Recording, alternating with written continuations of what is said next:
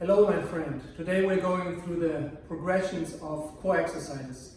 As I mentioned before in a different video, we are starting to engage the core with the diaphragm. So that's the basis in which you will see right at the beginning.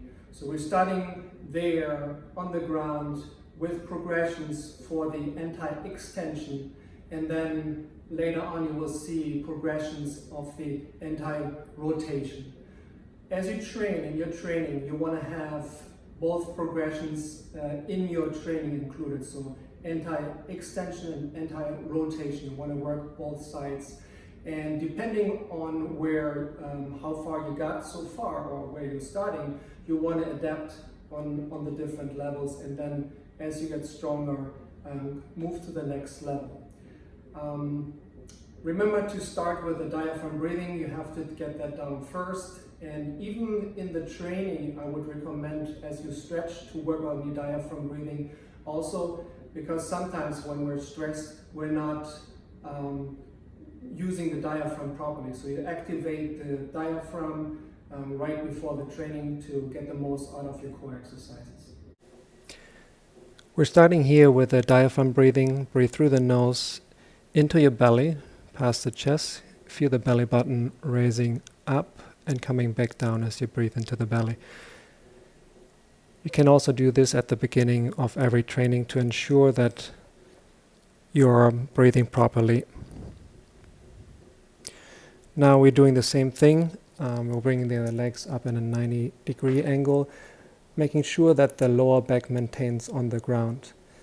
The next level, we're lowering one side. You don't release the tension.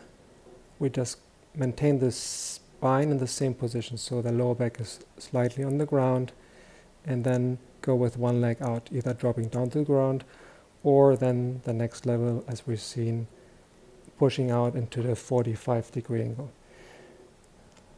Next level, you bring one leg down, in this case the left leg, and the right leg goes to the ceiling, and we're creating shear force. So right leg goes down while the left arm goes backwards.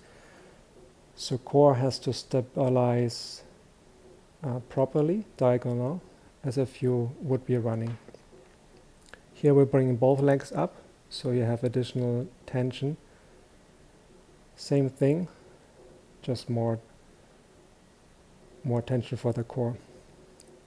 And the next level is with additional weight, starting with both legs from the top and holding the weight above your head. You can bring the weight a little further back, which then creates more shear force.